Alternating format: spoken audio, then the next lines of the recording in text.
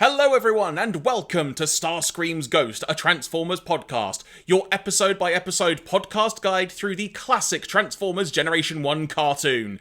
I am Jeremy Graves, and joining me as we now reach the conclusion of Season 3 of Transformers Generation 1, my good friend in crime, Mr. Andy Hanley. Good sir, how are you doing today? I'm doing very good. I want to preface this podcast with an advance apology because I feel like I've spent a lot of the last 24 hours referring to these episodes as the Revenge of Optimus Prime, which is not what this story is at all. But for some reason, it's kind of stuck in my head. I don't know whether it's like the Revenge of Bruticus is like nudging in there to kind of confuse me, but I have consistently and repeatedly called it the Revenge of Optimus Prime. So if that happens on this podcast, I'd just like to say right now, I am sorry. I do know what I'm talking about. I have definitely watched these episodes honest. I mean, so the first thing I'm thinking of now, just to completely diverge the topic right from the get-go, is wasn't the original title for Return of the Jedi going to be Revenge of the Jedi? I think that's like some, I'll say lore or scuttlebutt. That sounds like a thing that, yeah, would happen and kind of makes sense, so sure. But yeah, Optimus Prime doesn't really do any revenging. I mean, you say that. He gets to beat up Rodimus a little bit.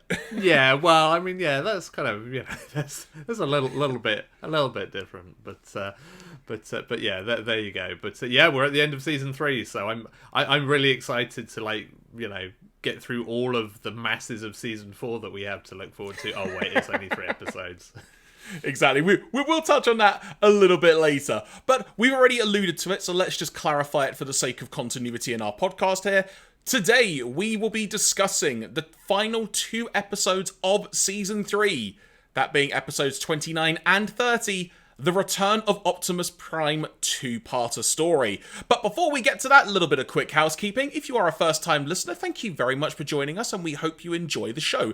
If you do, why not tell a friend? And you can find us on the likes of Apple Podcasts, Spotify, Stitcher, Google Podcasts, you name it, we've done our best to get there. You can also find our free long-term audio archive at patreon.com/Starscream's Ghost. I say a free long-term audio archive because we're not looking to get any pledges, so you will receive extra content. It's literally just a place to be able to store the podcast long-term. And if you want to see how we're going to be discussing and reacting to all of this, in case you are watching it already, hello to you. How are you doing? But we do a video version of each and every episode of this podcast. Simply head over to youtube.com, search for Starscream's Ghost Podcast, and you should find our channel there just fine. You can watch every single podcast right from the very first episodes of Season 1, and boy, Andy, does that feel a long time ago at this point. Yeah, it does. It's I continue to like marvel at how many.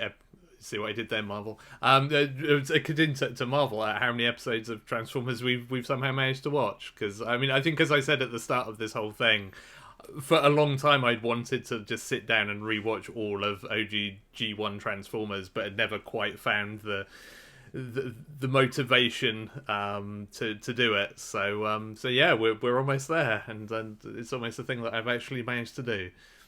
Now, you mentioned about watching all of G1 there. Some people may wonder, how are we doing this? Well, everyone, if you go to youtube.com but look up the Hasbro Pulse YouTube channel, every single episode of the US G1 continuity is up there 100% legally and free. So that is how we are watching them, and that is also how the episode ordering has been dictated throughout this entire podcast run. But we know full well, Andy, this is definitely the last 2 episodes of Season 3. Yeah, it is indeed, and the follow-up to Dark Awakening, which we watched like several years ago, it feels like at this point, a very long time ago, and we were teased with, once again, I mean for the second time, you know, Transformers has teased us that Optimus Prime will return, and finally it has made good on that. So, do you know what? This is a good place to start, actually, when it comes to this, because I wanted to do this anyway. Let's quickly touch on the Dark Awakening episode from earlier in Season 3. Now, for everyone listening and or watching this, if you want to hear our entire thoughts on that episode, which caught us totally off guard on the subject matter, you can go back into the podcast archive. We encourage you to listen to that because, man, did that do a number on us, as we were talking about at the end of the last podcast as well. But a couple of sort of cliff notes, and then maybe we'll sort of follow on from there as to what well, as to how it leads on to what we're talking about today, but also, in hindsight now, kind of the impact of that episode and maybe what it did and didn't do. So, the episode focused on the Autobots escaping the Decepticons and them ultimately taking up refuge in a giant spaceship, which turns out to effectively be the Autobot graveyard, mausoleum, whatever the word is that they actually use in the episode, containing the corpses and or some remnants of former dead comrades, including Optimus Prime, it turns out. Speaking of, the heavily battle-damaged Prime is suddenly just alive. He regains the Matrix from Rodimus, who then reverts to Hot Rod for a little bit, but it turns out that he has been reprogrammed by the Quintessons, and in the process turns on the Autobots effectively, and is leading them to their impending doom. However, the reprogramming didn't actually work and wasn't a foolproof solution that the Quintessons had thought of, because of the Matrix, as the influence of that was clouding the reprogrammed judgment of Optimus Prime. Ultimately, he returns the Matrix to Rodimus, gives his comrades time to escape an impending doom of like missiles and whatnot from the Quintessons, and what we are left with is Optimus Prime sitting in a chair, and missiles are flying towards the ship. His eyes are falling out, he's lost an arm, he's just literally being blown to smithereens, and we get a giant explosion where there's a constellation that looks like Optimus Prime's face, and seemingly they're going, we'll call it like the Prime constellation, or something along those lines. And then that's kind of how it ends, but on the version that we saw, which we talked about this in the TF Wiki notes, so again, listen to our full review if you want to hear those notes more in depth. It alludes to the fact that Optimus Prime will return tomorrow, or something to that effect. And now, like, 20 episodes later, I think it is, Andy, because I want to say that was roughly, like, the 8th or so episode of Season 3. We're now at episode 29 and 30. That's how long we have waited for this. And, boy, having that context of that episode and it launching straight into this, there's some inconsistencies. Yeah, there is. I mean, Optimus Prime has had something of a makeover since we last saw him, it's fair to say. Yeah, so I think, with that being said, in terms of Dark Awakening and what it led to, Andy, in some ways, I'm actually kind of happy we got a bit of distance from that episode, because it actually would have felt like a big culture shock going straight from that into this, given how the episode begins, which we're about to dive into. Yeah. I mean, I'm very curious as to, and maybe we will discover this as we go. Like, I'm curious as to whether this was a continuity error, whether this was a deliberate decision of like, you can't show Optimus Prime like that again. Like, you traumatized all the kids previously. You know, let's tone it down a bit. Or you know, what the decision making, or whether there was any decision making around that. I assume it is just a good old fashioned continuity of, you know, people not kind of passing on the information of like, okay, this is what we did for this episode, so this is your starting point. But yeah, I think actually having a bit of distance from it at least probably helped with that.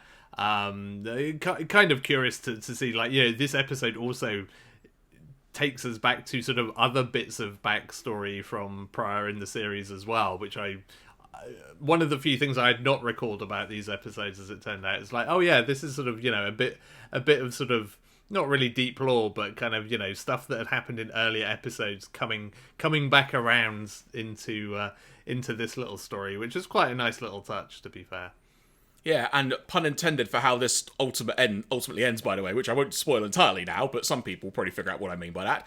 So, let's delve in to Season 3, Episode 29, appropriately on our 29th podcast, it should be said, that being The Return of Optimus Prime Part 1. To highlight this from the outset, just so I've covered our bases on this, the animation studio credited according to the TF Wiki for Part 1 is Toei, and then for Part 2 it's Toei and Studio Look, which, gotta be said, Andy, unsurprising given some of the tremendous quality of these that we see in these episodes. Yeah, especially, I mean, again, like, Part 2 gets a bit of that kind of movie character shininess, like, that I really love the, like, so somebody's polished the Transformers and given them a wax between these two episodes. But yeah, like, even Part 1, you know, it's that, it felt like watching a Season 2 episode in a lot of ways, because it had that look to it, and yeah, it's definitely And again, you know, this was heavily released on VHS, so you kind of probably imagine that they wanted to farm it out to the best studios possible to make it not look like garbage, basically. And in terms of the writers for the episode, it was Sherry, I'm not entirely sure how to pronounce that, but Sherry Wilkerson and Marv Wolfman, who we have spoken about previously. But Sherry Wilkerson, an American writer who, in addition to writing Transformers per the TF Wiki, also wrote episodes of Gem and the Holograms, Ruby Spears' Superman, and Batman the Animated Series.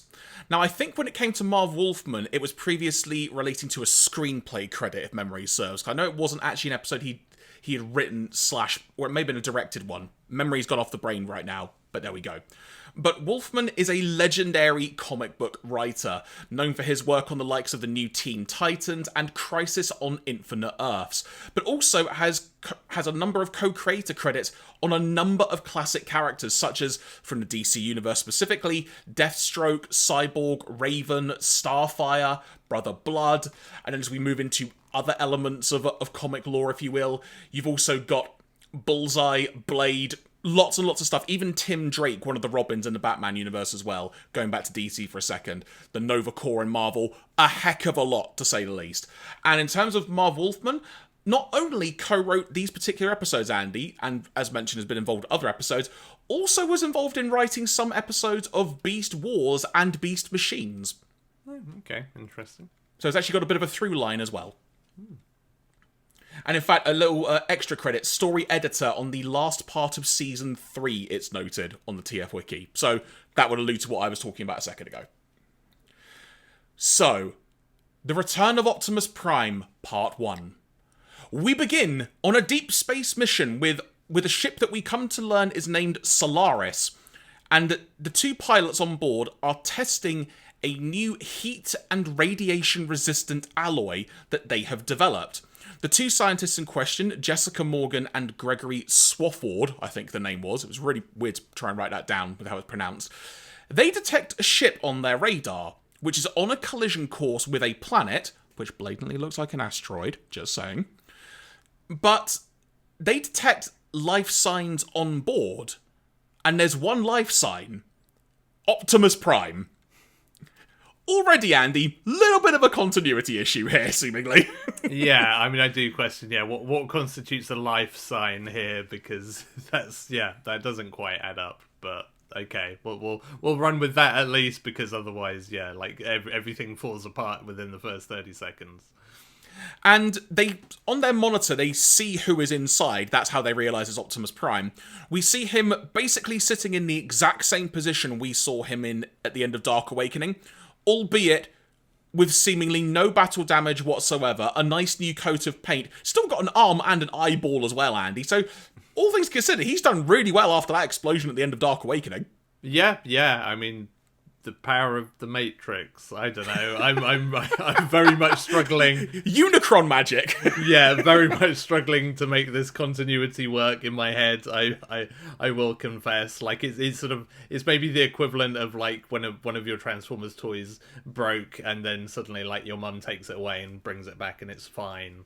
It was just like that, but. Yeah, very, very strange. Like I say, love to know. I assume just a weird continuity error given like the production codes for these episodes and how they ended up kind of coming about and being scheduled. But you'd have thought that there would have been a little bit of crosstalk of like, hey, this is how we've left this episode, because this is kind of a 3-parter in a sense if you like factor Dark Awakening into it. Like other stuff you can let fly, but you'd have thought somebody would have left a post-it note saying like, probably want to make Optimus Prime look banged up. This is what we did to him, but apparently that didn't happen, and he just looks fine now. Or, like I say, maybe it was just let's not traumatize the kids again. they've seen enough of battle damaged Optimus Prime. Let's just make him new and shiny again. This brings up an interesting question for me already, in the sense of we talked about after watching Dark Awakening that that episode in particular, it never felt like it was mentioned, or it's never really noted as being another Optimus Prime based story within season 3. It's always focused on the return of Optimus Prime. And we were wondering, why was that never included, like, on tapes and such, like, to go with it? Because that would make a great 3-episode tape, to say the least. Yeah. The way this starts now kind of perhaps makes me see why. Because you could argue, given just the complete dichotomy of how they just do not link to each other very well, even though they do, because Dark Awakening is referenced within this two-parter, there is an element of, maybe just keep it to the two-parter, that you can kind of understand, but I still think they should have put Dark Awakening on those tapes. Yeah, although, I guess most of those VHS tapes, they were always just 2 episodes, and so, and like the rebirth, ironically aside, is kind of like one of is sort of the only real 3-parter that you get. I mean, I guess you had like More Than Meets the Eye right at the start that is like multiple parts, but I mean, Ultimate Doom? And yeah, I guess, yeah, and 5 Faces of Darkness, yeah, let's just scratch that whole thing.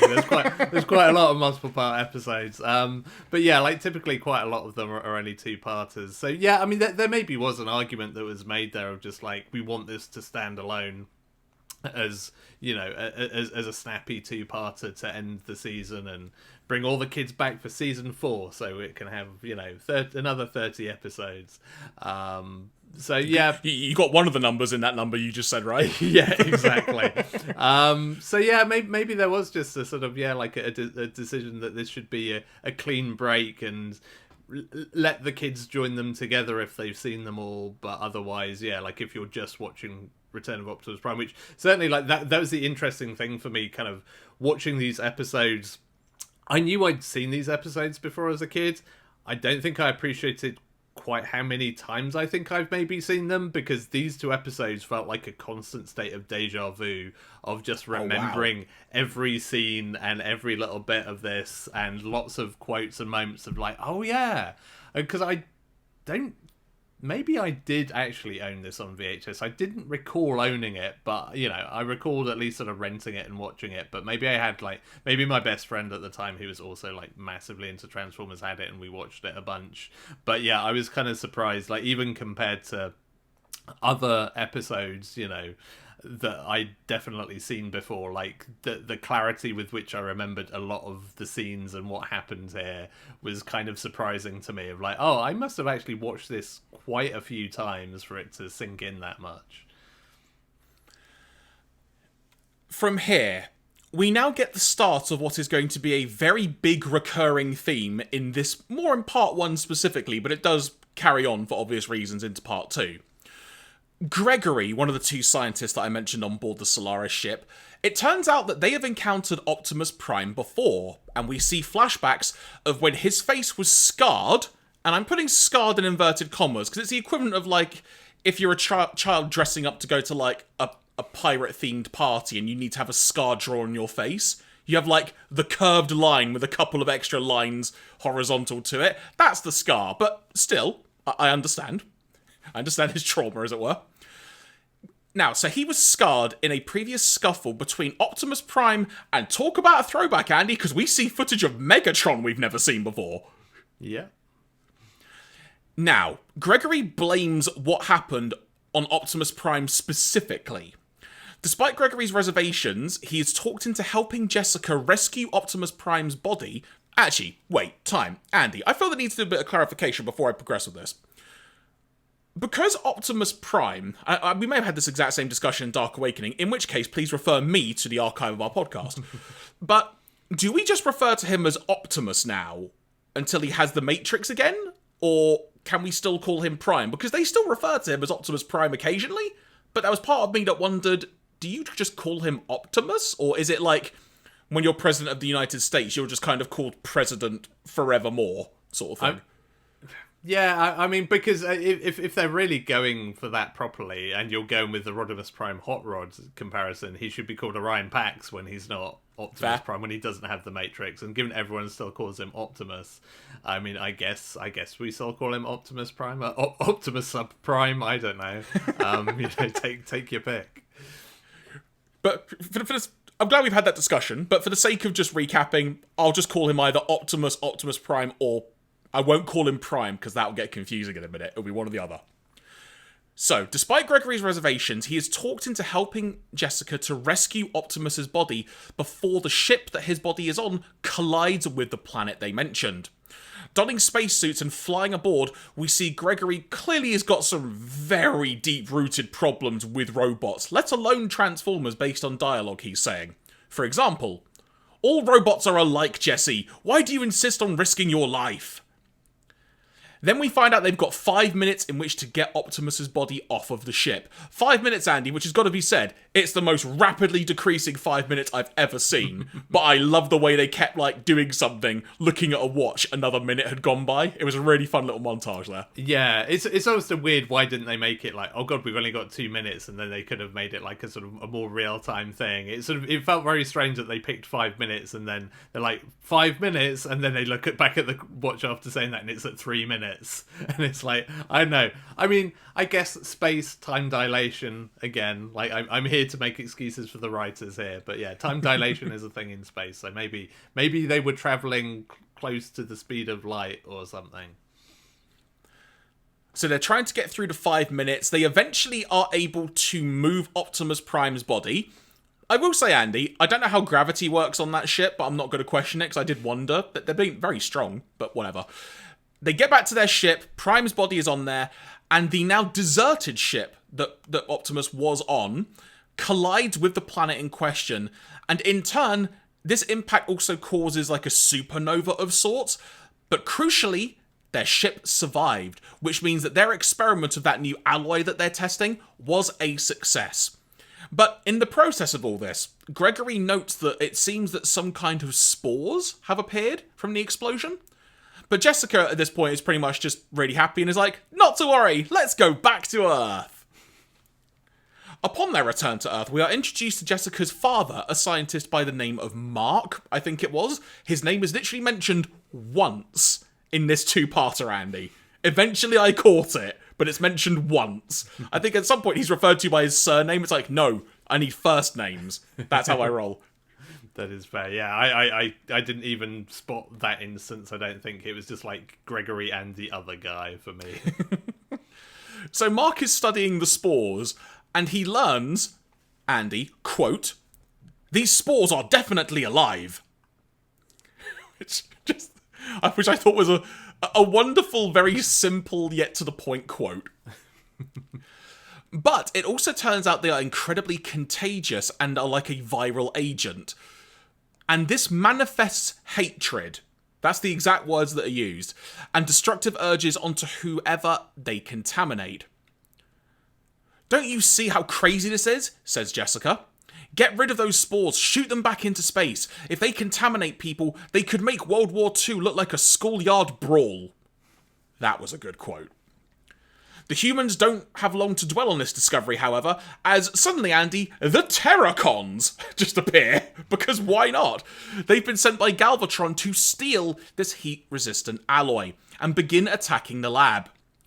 Soon after, the Technobots arrive, and we hear through dialogue that they're saying that it's a good job we came here because Rodimus thought that the news report on the alloy might alert the Decepticons.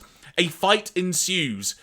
The Decepticons, including at this point combining into Abominus, overpowers the combined Computron, and the Terracons ultimately make off with the alloy.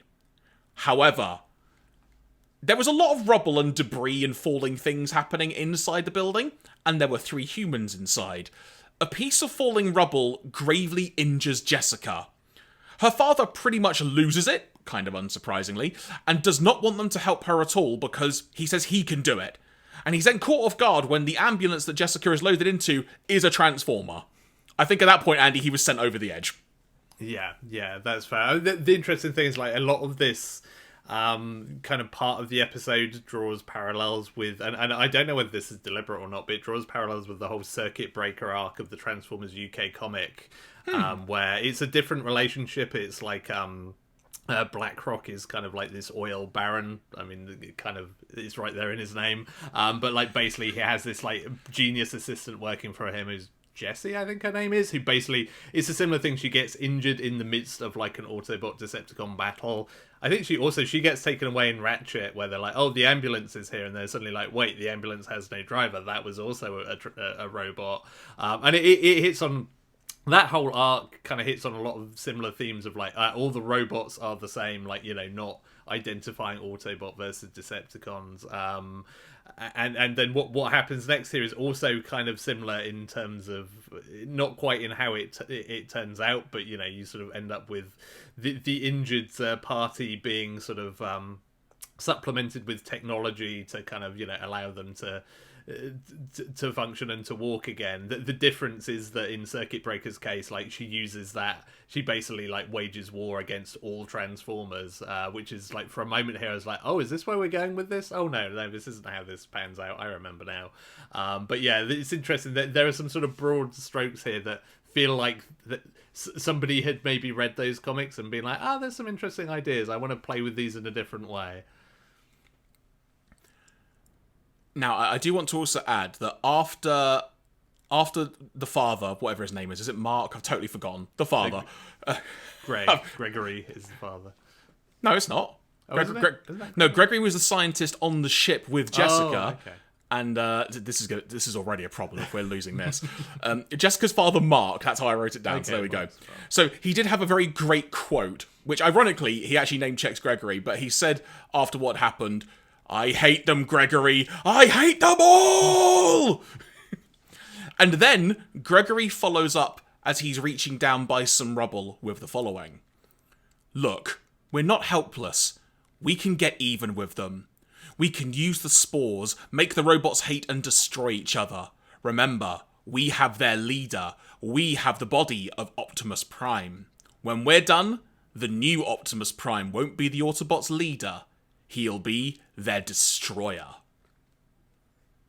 Through a montage of various scenes, we then see Gregory and Jessica's father, Mark, I'm going to keep referring to him as that now, working on Optimus. And this is counterpointed with scenes of Jessica seemingly in an operating room being worked on by doctors and such at the hospital, trying to ascertain how bad her injuries are. Fast forwarding to the end of said montage, Jessica's father seemingly was never told that Jessica is now awake from all the stuff that she's been going through, which I think is a little bit harsh, Andy. That's a human error right there. Yeah, there are definitely some healthcare questions around how this whole thing was handled, for sure. But how he feels about the entire situation is exacerbated when he suddenly learns that Jessica was paralysed from the waist down in the accident we spoke about a few moments ago, and now needs a special exosuit, as it's framed, of sorts, to walk. And this basically just being like, effectively like leg braces, but she can walk with them. Jessica, that said, is grateful to them for making her able to walk again. She's looking at the positive side of this, which, you know, fair play to her. The Autobots themselves also admit that they thought that Jessica's father, Mark, would be pleased by this. His response, "Pleased? At my daughter becoming a blasted machine? You're coming home with me right now." So to pause there for a second, because I did want to get a thought about your Circuit Breaker story there, but I wanted to make sure we sort of got to that point in my notes and such. It is cool that technology is a thing in Transformers, be it in comics and in the cartoon, because it's just a cool little extra detail that we've never really had mentioned or elaborated before, but it makes total sense that something like that would be part of it. And I also really I said the word counterpoint during the montage, but I like that is the counterpoint to all the anger and frustration that Gregory and Mark are currently having towards the Autobots. It's like a nice... The human dynamic, that's what I'm going to use, is working really well in this episode. And we saw it a couple of episodes ago when Scourge became the Matrix holder for a hot minute.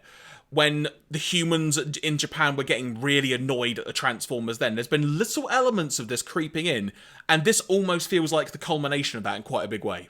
Yeah. I mean, I think, like I said in that Scourge episode, like it makes sense, right? I mean, there's sort of a little bit of a sort of like racism analogy of just like, they're all the same kind of thing that it clearly plays with. But, you know, it would make sense that if there were a bunch of robots, roaming around the Earth and trashing things from time to time, that there would be a decent subset of people who would not care about what insignias they had or who was on what side. It's just like, well, they're both wrecking everything.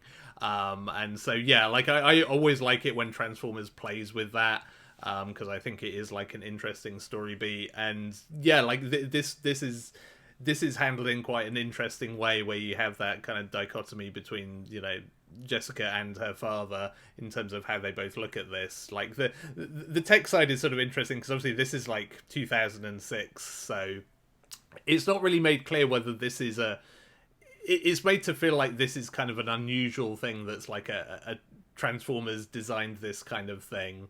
But it's like, we've seen exosuits in Transformers before. You'd imagine that they would be in relatively broad use if they'd sort of like given it to healthcare facilities and things. But yeah, and I mean, that's also the interesting thing in terms of where this diverges from like the Circuit Breaker storyline, because in that storyline, firstly, like Circuit Breaker's outfit is made by herself rather than by any Transformers, so she kind of like, she's the genius that makes it herself, and B, like, she's the one that has the hatred for all Transformers, whereas it's like, her sort of father figure boss who's the one who's like, no, that's not how this went down, like this was the Decepticons did this to you, not the Transformers as a whole. And she's just like, shut up, all the robots are the same. So it's kind of a role reversal as far as that goes. But yeah, I always think this kind of storyline is quite interesting, and it plays with it quite smartly, kind of even beyond this point, as things unfold. Back at the lab, we discover that Gregory and Jessica's father Mark's efforts of reviving Optimus Prime's body have turned out to be completely pointless. They can't make it work. So they decide, Andy, that they won't waste the materials they have, i.e. Optimus's body, and instead they'll use it to make more of the alloy by putting his body into an incinerator. At which point, cue Jessica screaming wildly at the thought of this, which I then thought, this must be echoing the already scarred children from having PTSD from watching Transformers the movie, as we cut to an ad break. I think that's the part that's the funniest about this, is we just cut to commercials. It's like, we're killing your hero yet again. Just melting him down this time. By the way, why not buy this Optimus Prime toy? So yeah, it's kind of incredible. I assume by this point, like as children of like 1986 would just kind of, we would desensitize to Optimus Prime's constant demise and trauma, and we're probably just like, yeah, that's fine, it's not the worst thing that's happened to him, so carry on. We saw him as a zombie, Yeah, exactly. I mean, we saw him falling to bits, yesterday, if you were watching this on US TV, so what's being melted down, really. Jessica implores them to stop, citing the fact that without the Autobots, she actually can't walk, and the fact it's their leader is actually a pretty big deal. Gregory and Mark decide to use that to their advantage, and to use Optimus Prime as bait to lure the other Autobots. Mark forces Jessica to lure the Autobots, or any Autobot for that matter as it's actually phrased, into a spore trap at their lab, by telling them that their leader's body is there. No, I can't, says Jessica. Dad, it's wrong. The Autobots aren't our enemies. Mark responds with, they aren't? Look at Gregory's face. Look at your legs. They're paralyzed because of those metal menaces. No, I'm not wrong, honey. You are. Do what I say because I'm your father and you know I'm right. It's a line, isn't it? Yeah, it's such a great ending to the argument of just like, well, I'm your dad, so therefore I'm right by default. And it's like, well, okay then. It's like talking to Jessica's not a small child, but it's like talking to a small child and you just play I'm your dad. You just play that card and it's the end of all argument. That's the funny thing, yeah, because we never get kind of name checked exactly how old Jessica is, but she seems like she's in her 20s or something as well. It's not even like she's your kind of typical sort of like young teenage character who's like, well, okay, yeah, your parents will like have that kind of sway over you, but to play the like I'm your dad and you do what I say, given her age and her kind of like credentials, is a little bit much. Yeah, I tried a quick glance at the TF wiki. There's no age check, on her. So there we go. Jessica ends this conversation with her father by saying, "All right, I'll do it, but I hate it. I just hope I don't also learn to hate you." Which is a good comeback. Right? Yeah. At Autobot City, Jessica is taken by Magnus to meet Rodimus, who we see is talking to a statue that we've never seen before, but apparently it's probably always been there for all we know, of Optimus Prime, where he says the following. "Why do I keep seeing you in my dreams, Optimus? Are you telling me I'm not the leader you were? I already know that, Optimus. I always have." It's like, I see. On the scale of what side of the coin are we with a Rodimus Prime at the moment in terms of his psyche? We're at this end of the spectrum today. Okay. Yeah. I mean, to be fair, that's kind of the end of the spectrum we've been at for pretty much all of Season 3, so it's not any surprise. I was a little worried for a moment that we were going to go into, like, why do I keep seeing you in my dreams, Optimus? You're so sexy. You're so dreamy. You're in all my fantasies. It's like, oh no, this is not the Return of Optimus Prime we wanted. Or part of it's just like, maybe it's because you keep deep diving into the Matrix, you know? Yeah. I mean, if he will try and commit suicide to become one with the Matrix, maybe that's going to affect your dreams. Magnus arrives with Jessica, who says the following. It says to Rodimus specifically, "You've been so kind, and I owe you so much." To which Rodimus responds with, "You were hurt. We were trying to help." Jessica says, "I know, but my father doesn't. He wants me to betray the Autobots." "How?" says Rodimus. "We intercepted Optimus's ship before that star went nova. And Rodimus interrupts with, "What are you saying? Is Optimus alive?" Jessica responds with, "No, but my father has... but my father has his body in his lab." That was actually genuinely, like, you timed it perfectly. It was also timed pretty well in episode of just like, he's alive, like, no. It's like, you could tell in that moment Rodimus was all but ready to just like rip the Matrix out of his body, like, right, give him that please, because I'm done here.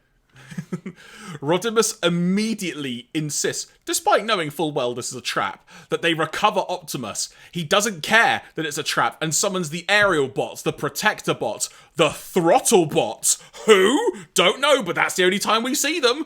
Blur, Wheelie, Bumblebee, and Steeljaw. Andy, off the top of your head, do you know anything about the throttle bots? Yeah, I had a bunch of the throttle bots. They were kind of like, they got released. They must around the time this episode aired, clearly. But yeah, they were kind of like a generation almost of the sort of like, of your sort of Bumblebee and Cliff Jumper ilk of sort of relatively cheap toys. They were basically did the whole thing. They will sort of kind of wind up like you could drag them back and they do the thing, which hence the name. But yeah, I remember those being weirdly popular at my school. Like, all the Transformers fans in my school had various throttle bots, and I remember getting into trouble for swapping some of them, and one of my friend's parents getting very upset because they bought a specific throttle bot for their child and I swapped it because I wanted it and they wanted one that I had, and that is my deep psyche of despair around the throttle bots. That was not your question, but I thought I'd mention it anyway. Hang on, I think I need to clarify this story. So, you wanted a throttle bot that your friend had. Your friend wanted a throttle bot that you had. You swapped them. Your friend was upset. And so the parent was upset because you had done that. No, just my friend's parents were upset because they'd specifically bought him that toy as like a gift, and were just like felt that it was a little off that he just like gave it away because there's one he wanted, but he wanted more. But I wanted wide load. He wanted chase. It seemed like everyone was going to be happy, but it was not to be. And yeah, so that's the main reason I remember the throttle bots, I guess, is because of that whole imbroglio, which was quite a thing for a couple of days there. There were lots of like parental phone calls and apologies and all sorts. It was a whole thing. So here's a little pop quiz for you. How many throttle bots can you name? I've got the list in front of me. God, yeah. I remember Wide Load and Chase. Correct. I can't... I'm trying to remember whether Goldbug was actually a throttle bot as well. I can't. I think Is listed here. I'll say that. Yeah, he was. I can't remember. Was there one like Freeway or Freeloader or something? I can't. Freeway, remember. correct. Freeway. Yeah, there we go. Yeah, those are the only ones I can recall off the top of my head. Okay, we've also, according to the TF Wiki, got Roll Bar and Searchlight. Oh yeah. I think one of my friends had Roll Bar, and yeah, nobody ever had Searchlight. So. But there you go. Also, more confusingly, also noted on here, there is simply one called Throttlebot, which is a helicopter. Oh, okay. That is very confusing. But yeah. I almost forgotten that Goldbug was also one of the Throttlebots because we will talk about Goldbug later. Indeed. Also worth noting that just for archival purposes, Goldbug, it is said here, in some universes, is his own individual. Yeah, that's a whole confusing thing, but not in this continuity. We shall move on then, I suppose. Now, this conversation that we saw between Jessica and Rodimus, worth noting that we, the viewer, see that Ratbat is lurking nearby, spying, doing what Ratbat does best, just like Ravage did back in the day. Upon arrival at the lab, Rodimus finally comes across like a leader, actually issuing commands for all of his comrades and whatnot, saying what he wants to do and what the plan is going to be. He and Jessica enter, and inside, they just see that Optimus's body is just lying by a wall, like he's drunk, quite frankly. That's what I wrote down. And immediately head over to him. This is when they realise the trap isn't with the body of Optimus, it's elsewhere. For their comrades. This is when we then see Ultra Magnus, the aerial bots, and more inside of a locked room of sorts with a viewing window, becoming infected by the spores which are being pumped in via an air vent and such. Now, the way that they emphasise that someone has been infected is just that their entire body turning red. It's a very easy way to know. Very, very good. So they literally turn red and start fighting each other. Realising what may happen next, Rodimus and Jessica focus on retrieving Optimus's body as the action begins to spill outside. At this point, we see Superion going after Defensor and Magnus going after Rodimus. And I say Magnus is going after Rodimus. I haven't noted down very many of the quotes he said, Andy, but holy crap, if there was ever a day to really get inside the personality of Ultra Magnus as to how he really feels about Rodimus and everything he's been doing, holy cow, there were some wonderful lines of dialogue from Magnus. Yeah, this definitely felt like once you reach this point, I feel like there's a few actors here that had just been getting a bit bored of playing goody two-shoes Autobots and were like, oh, I get to be evil in this one? Great. And like Ultra Magnus above all else, the line deliveries of all those are with such relish of being like, I'm evil Ultra Magnus, ha ha ha. And it's like, good on you. You're having a good time. I'm here for this as well. Now, pause for a second, because while this is happening, I mentioned Ratbat. We see that Ratbat elsewhere, has reported to the Decepticons, specifically to Soundwave, who really sounded like he needed a cough sweep, just saying, about Optimus Prime's recovery as well. And at this exact moment, now, where we are in the scene with Rodimus and co., this is when the Decepticons arrive and look to terminate the former Autobot leader permanently. But instead, they get infected themselves, everyone barring Galvatron. Now, at this point, Rodimus refers to this as the Madness Plague, which I think was a pretty cool name for it, actually, but it will change again in a couple of scenes' time, so don't get used to that one, everybody. Now, at first, when Rodimus explains to Galvatron what is going on, Galvatron naturally doesn't believe him, then rapidly does. But this is the line that Rodimus says at his initial reaction, that being to Galvatron's reaction. Fine, whatever makes you a happy Decepticon, just watch your rear thrusters. Nice little quip from Rod there. He's on form today. Now that Optimus is involved, he's like, oh, I might be able to finally just give up this Matrix and be done. yeah. Not had any Springer for a while, so somebody's got to bring the quips. So Ultimately, Rodimus, Jessica, and Galvatron manage to escape unharmed. The former of the two with Optimus's body, and a few other Autobots manage to escape infection as well, but are badly wounded while attempting to subdue a pretty rampaging Superion nearby in a city by a bridge.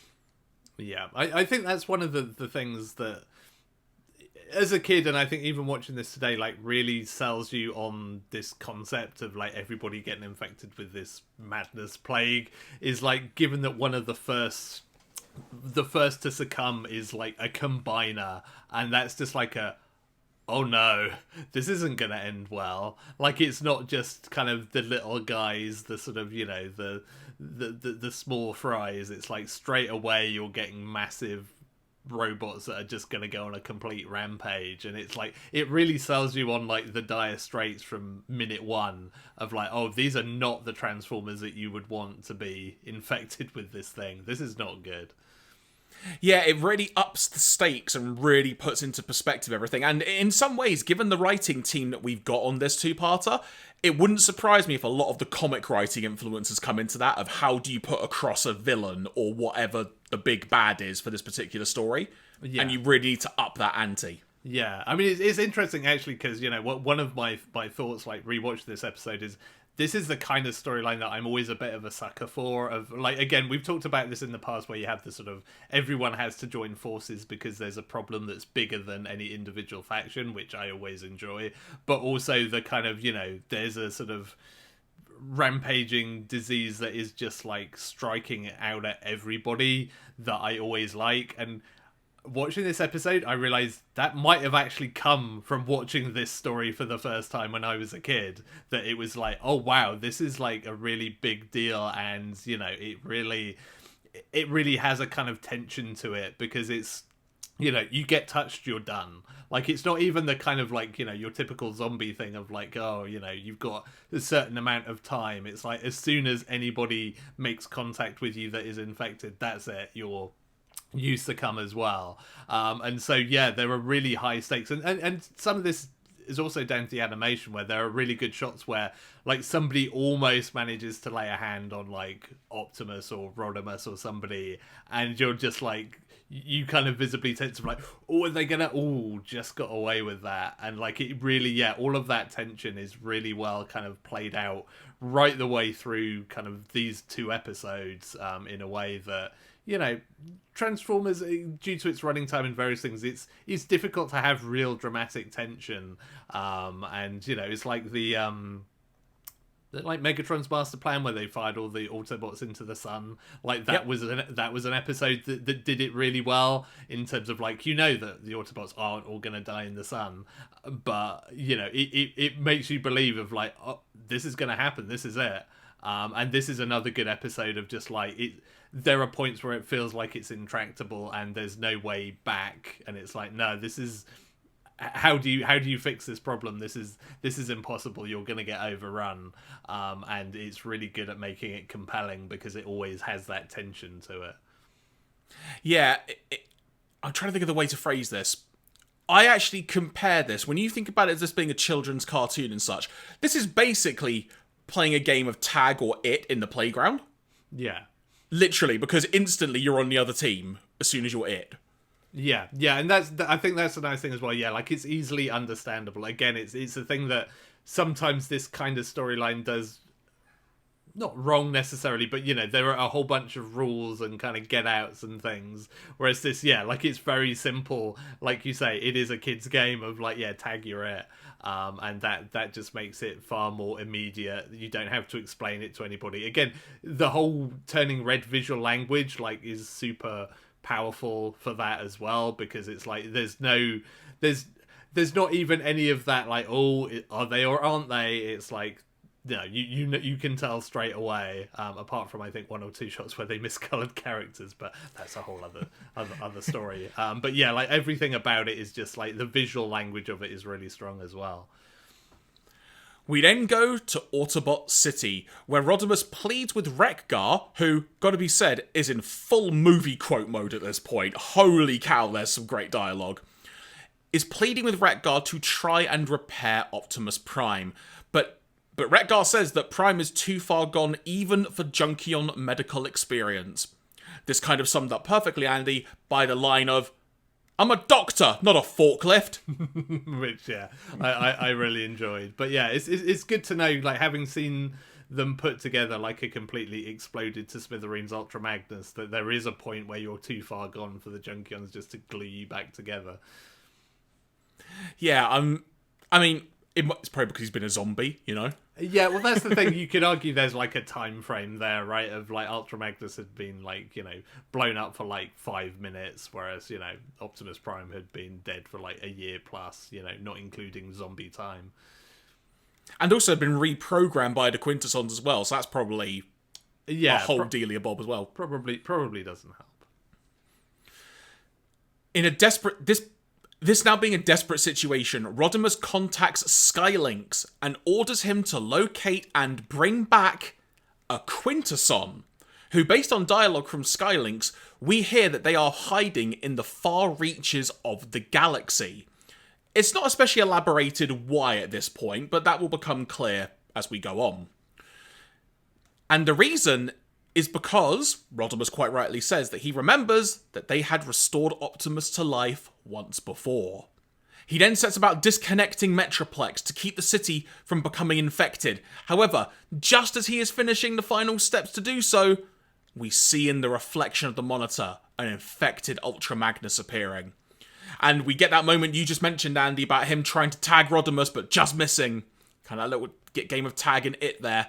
And we get a pretty fun sequence where Magnus is just going whole hog on the dialogue, trying to get hold of Rodimus. Is temporarily subdued by Retgar thanks to some rope, but ends up becoming infected, and at the same time, ultimately infects Rodimus as well. Now, one of the great lines of dialogue from Magnus throughout this little melee, I wanted to write down because I laughed so hard. I can't do it perfectly, but I'm going to try and encapsulate the feeling in the moment of it, Andy.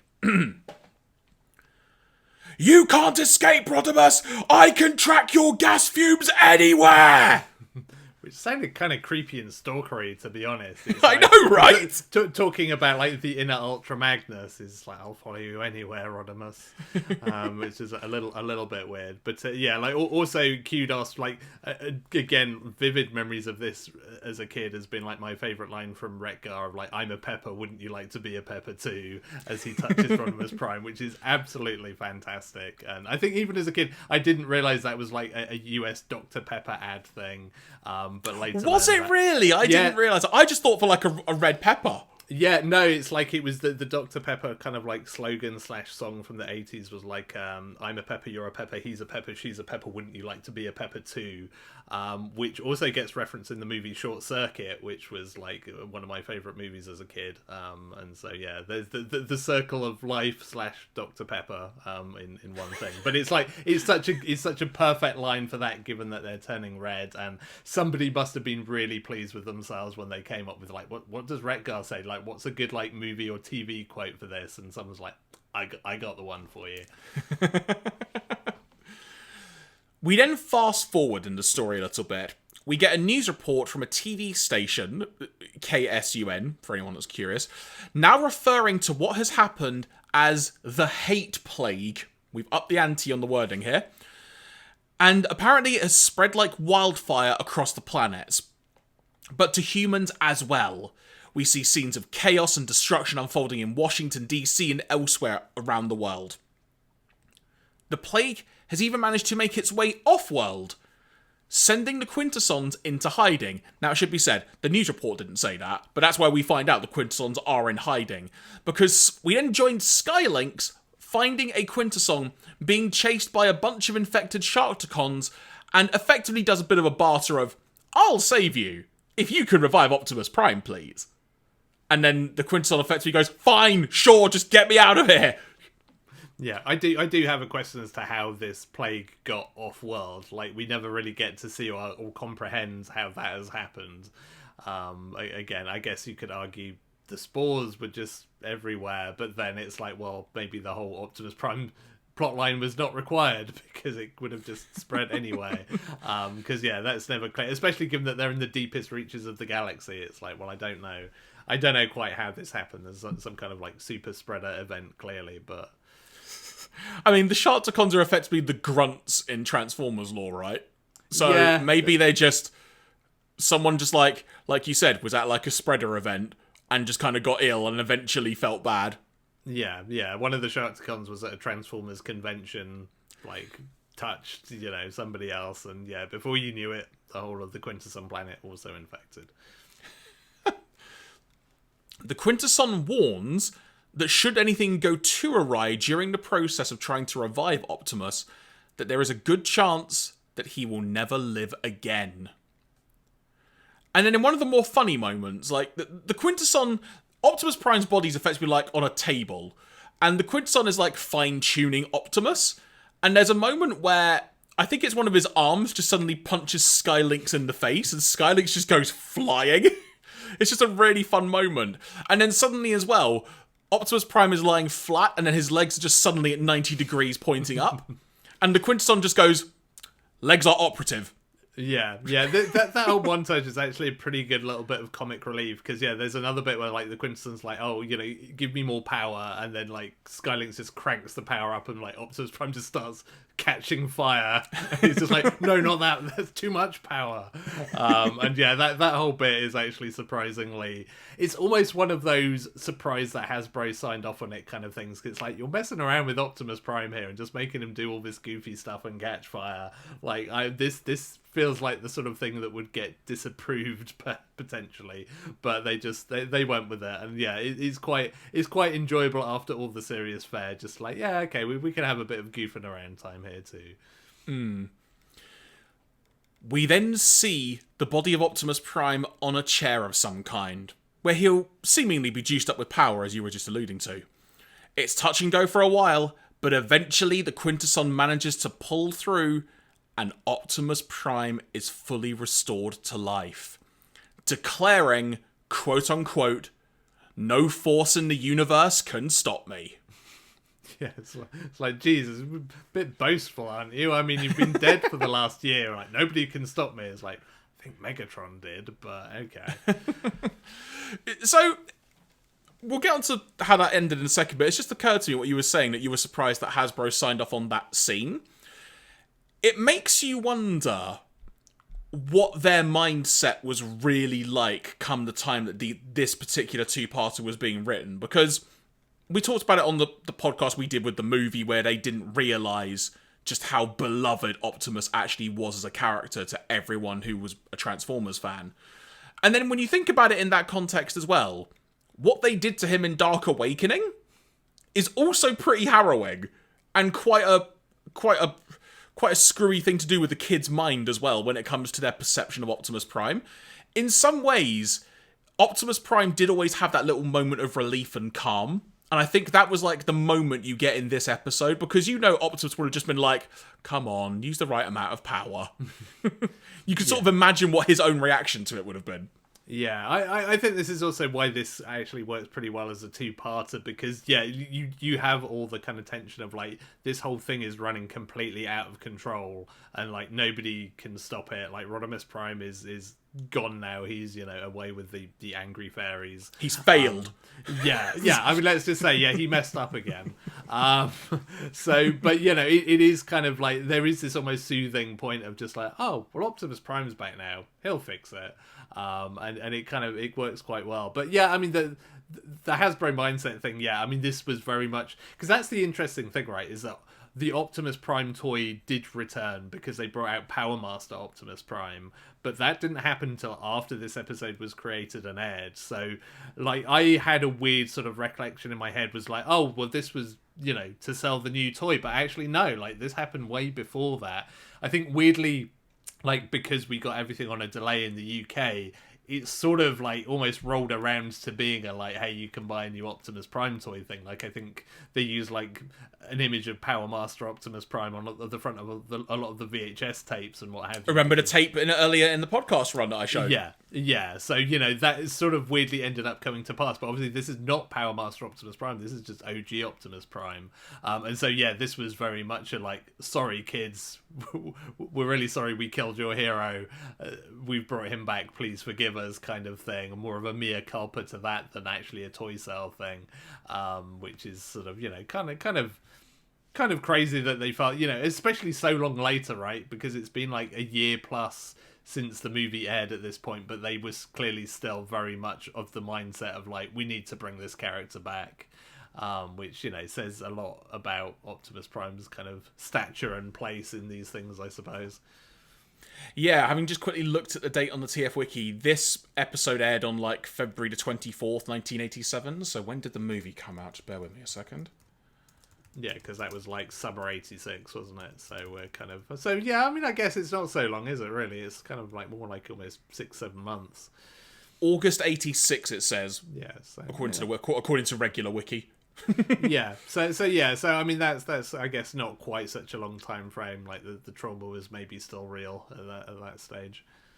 But also, it goes to show when you think in TV production terms, though.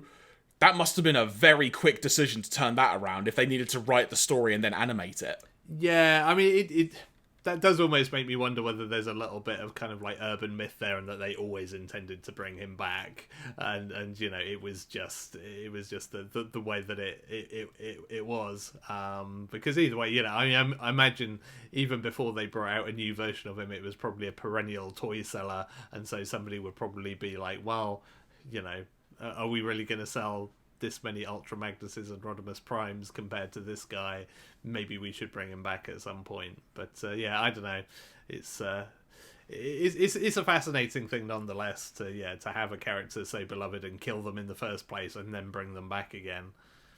I mean, didn't you say earlier in our podcast run that Magnus was just a recolored Optimus? So maybe I just thought, we've got all these molds here. Can we just do an Optimus Prime toy? Yeah, well, yeah. I mean, the cab part of the Ultra Magnus toy was just white Optimus Prime, and obviously, the rest of his kind of I would say people carrier, not people carrier. His car carrier mode was they didn't even have people carriers there, but yeah, the rest of his car carrier was unique. But the actual kind of main white body of Ultra Magnus, was just Optimus Prime's mold in a slightly different in a different color. So yeah, I mean, there's probably also that it wasn't too difficult to retool and just knock out some more Optimus Prime toys. But then they just went and remade him as Power Master Prime anyway. So we probably could have decided this before we started recording, but do we want to delve into the TF Wiki for this episode, or do both of them in one go at the end? Yeah, we're just shooting the breeze now anyway, so let's talk about this episode and see what information we can glean. Funnily enough, following on from what we were just talking about, courtesy of the TF Wiki, apparently the first draft of this script was completed in November of '86. So not very long at all, actually. Yeah, so that is quite a quick turnaround. Thousands of letters and screaming children later. Yeah. Continuity notes. Seemingly thrown in at the last moment, the Throttlebots make their debut. They're only visible in a handful of shots, roll bar is missing, and none of them are identified by name. Yeah. We have corrected that.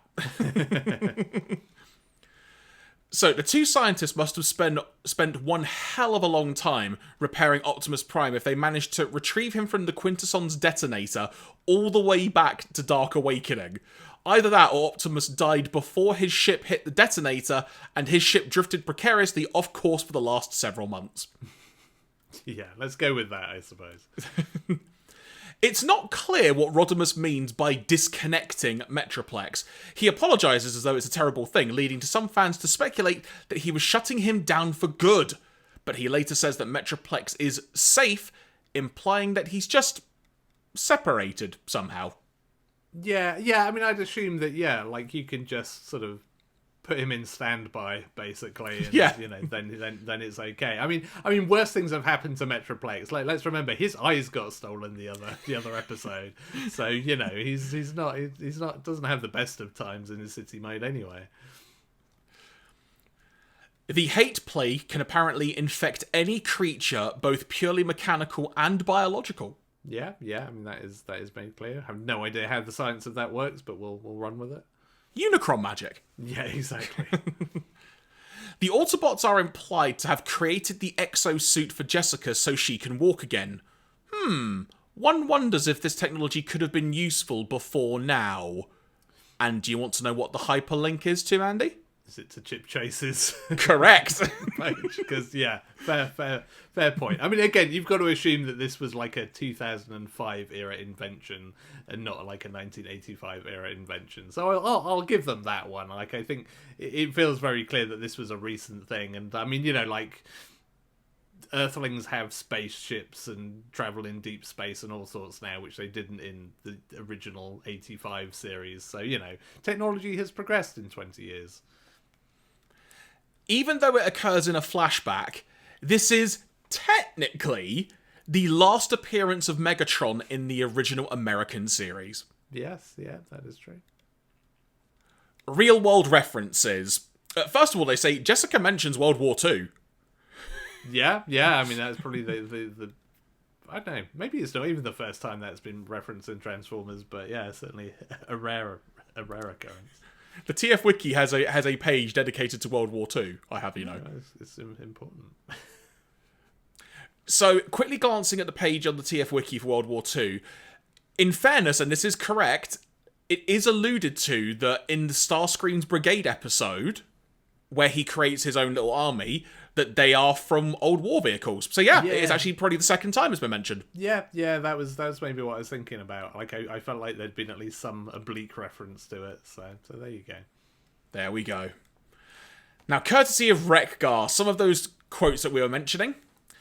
Lucy, Lucy, what have you done now is a reference to I Love Lucy. I'm a doctor, not a forklift, and he's dead, Jim. Obviously quotes from Star Trek. Similarly, his engines, they cannot take the strain, comes from another Star Trek character, Scotty, of course. Like you said, I'm a Pepper, wouldn't you like to be a Pepper too, is a reference to an old Dr. Pepper ad campaign from the late 70s to early 80s. And then it also says here, a couple of the infection rioting scenes seem to portray Washington, D.C., humans are shown rioting at a badly drawn Lincoln Memorial.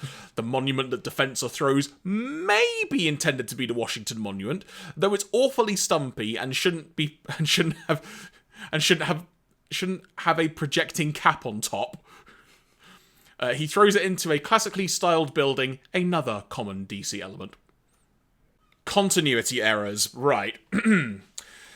More or less, the entire episode is a massive continuity error, as it purports to picking up at the end of Optimus Prime's last prior appearance in Dark Awakening, yet actually presents entirely different conditions. In the prior episode, Optimus Prime has lost an arm and half of his face, on top of his long-standing physical damage still left from the animated movie, but was still alive as he managed to steer the ship at high speed through the heavy fire of a massed Quintesson space fleet, deliberately ramming at a detonator that caused a binary supernova and obliterated the ship and the entire solar system around it. I don't think I'd grasped that's how much damage it did, Andy, until now, but sure. Yet in this new episode, Optimus Prime is shown completely intact, albeit dead, as his completely different ship drifts slowly and alone through the system. Some of these inconsistencies could be attributed to the fact that Dark Awakening was animated by ACOM and this episode by Toei. So, elsewhere.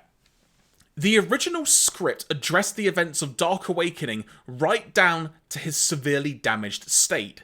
It included sequences in which he was repaired by the two scientists in order to weaponize him with the spores. Interestingly enough, there were also scenes showing Rodimus Prime experiencing nightmares playing out in the Celestial Autobot tomb, where he encountered his zombified predecessor. For some reason, most likely running time, these scenes did not make it into the final episode. Yeah, it does almost feel like they were worried about it being too dark as well from all of that and decided maybe they need to lighten the tone a little bit. So remember how Jessica and Gregory detected life signs on board the ship and it was Optimus Prime? I do, indeed. Optimus Prime at that point's dead. Yeah. Again, not sure how that works, but Trivia. The resurrection of Optimus Prime in the show was a direct result of children's reactions to his death in Transformers the movie and subsequent letters, as acknowledged by a Hasbro exec in a 1986 newspaper article. He didn't even have a toy on the shelves, which changed in 1988 with the release of Power Master Optimus Prime. Apparently, Jessica in this show, Jessica Morgan, the full name, is named after co-writer Marv Wolfman's daughter. yeah. There you go.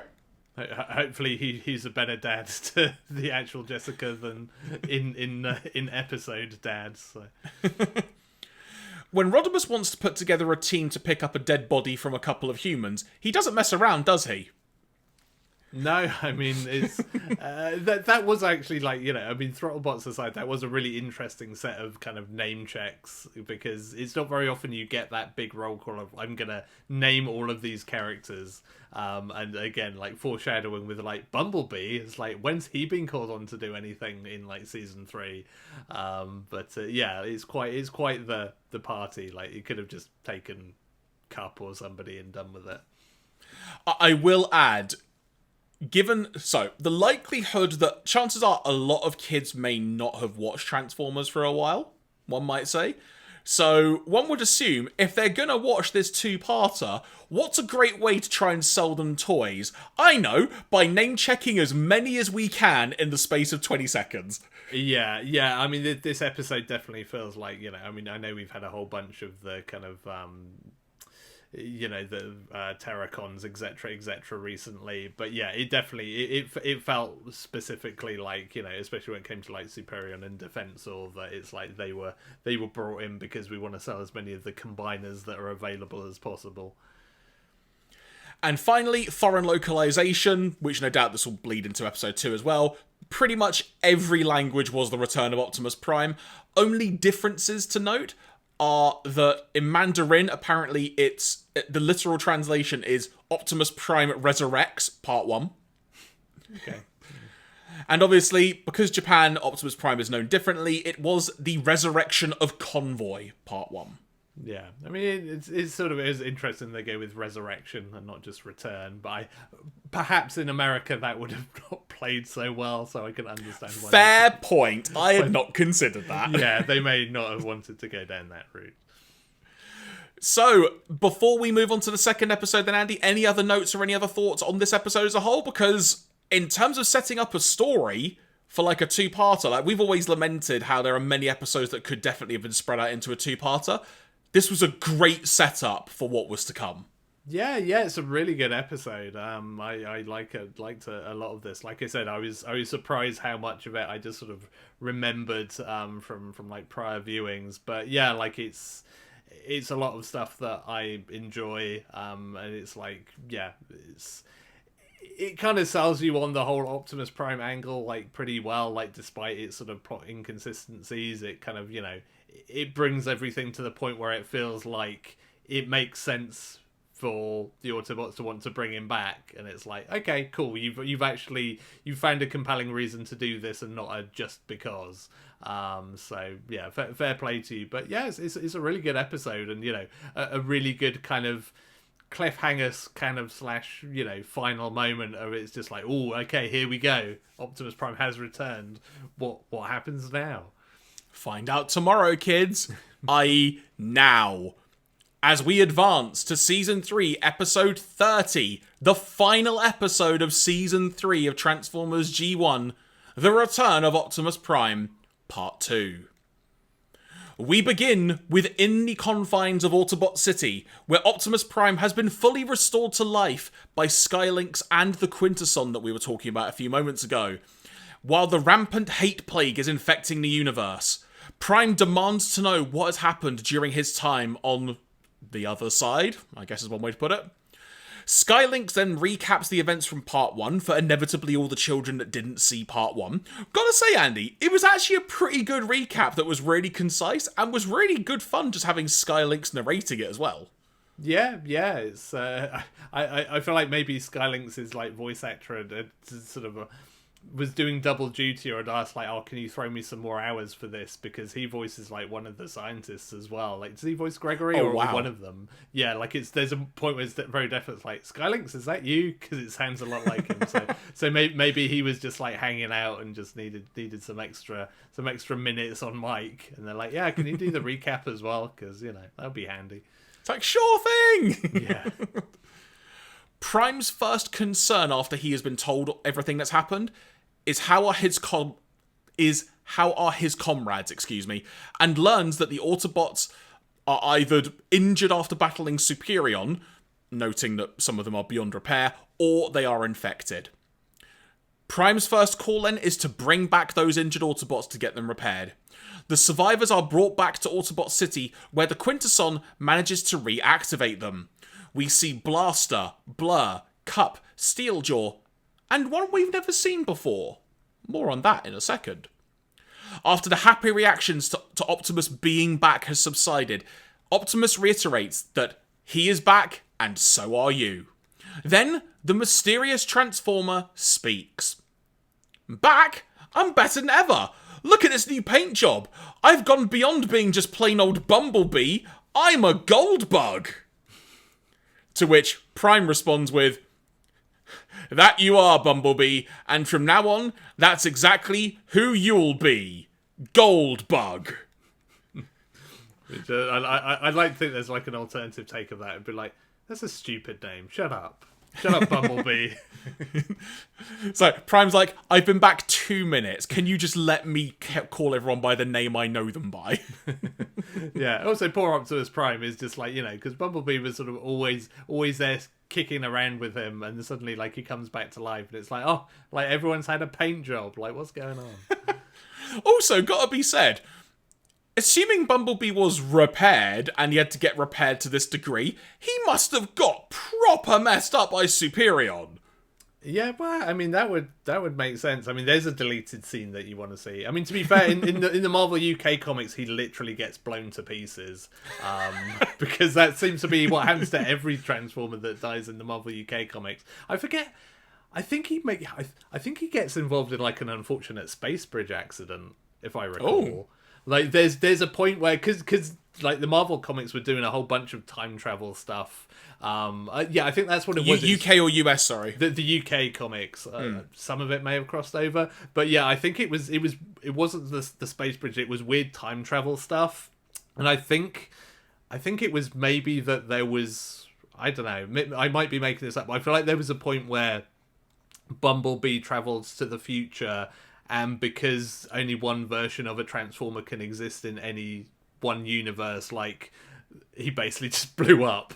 I may be misremembering some of that, but I feel like that was definitely a thing of just like, you know, if they're exactly the same, they're in the same place, that bad things happen. There was definitely some pretty disturbing, like, oh my god, that's a horrible way to go. And then somehow he gets rebuilt as Goldbug. So, after that has been said, Goldbug then asks Prime, what is the plan? What are we gonna do? Prime says, I don't have a plan. Now, this is because without the accumulated wisdom, which I love that phrase, within the matrix of leadership, which now resides in Rodimus, he doesn't have a clue where to start.